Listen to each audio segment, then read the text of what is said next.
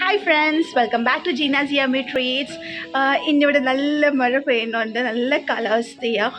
So ഞാൻ നിങ്ങൾക്ക് just എൻ്റെ സറൗണ്ടിങ്സ് ഒക്കെ കാണിക്കാം. നല്ല മഴയത്തൊക്കെ നല്ല രസമാണ് കാണാനായിട്ട്. സോ ജസ്റ്റ് ഞാൻ നിങ്ങളെ സറൗണ്ടിങ്സ് എല്ലാം കാണിക്കാം. മഴയത്ത് നല്ല രസമാണ് ഇപ്പം കാണാൻ.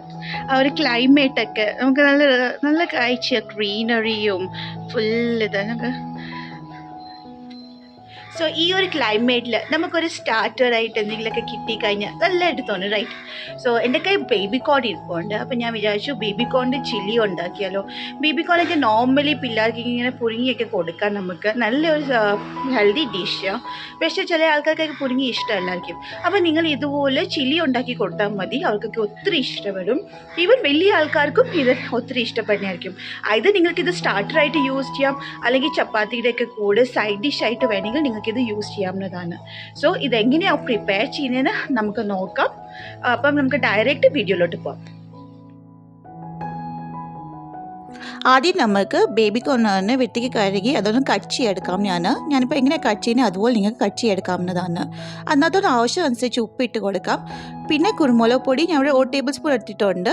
കോൺഫ്ലവർ 2 ടേബിൾ സ്പൂണ്, പിന്നെ കുറച്ച് വെള്ളം, 2 ടേബിൾ സ്പൂൺ വെള്ളം മാത്രം മതിയായിരിക്കും. അതൊന്ന് ബൈൻഡ് ചെയ്യാൻ വേണ്ടി ഇതെല്ലാം കൂടിയിട്ട് നമുക്ക് നല്ലോണം മിക്സ് ആക്കി എടുക്കാം.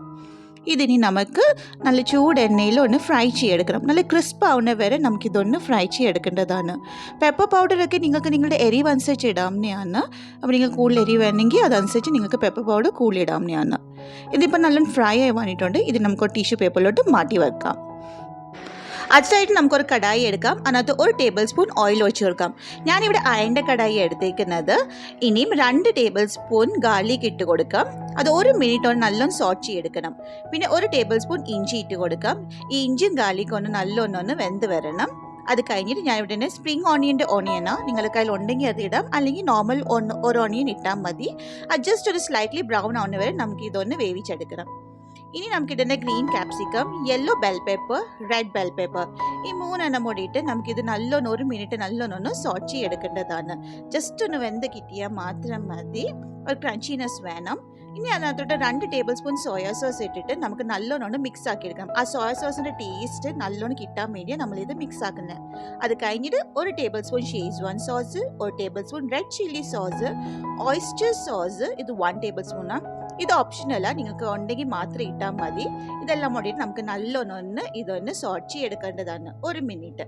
അത് കഴിഞ്ഞ് നമ്മൾ ആദ്യമേ വറുത്ത് വെച്ചേക്കുന്ന ബേബി കോൺ ഇട്ടിട്ട് നമുക്ക് ഈ സോസിൻ്റെ കൂടെ നല്ലോണം മിക്സ് ആക്കി എടുക്കാം.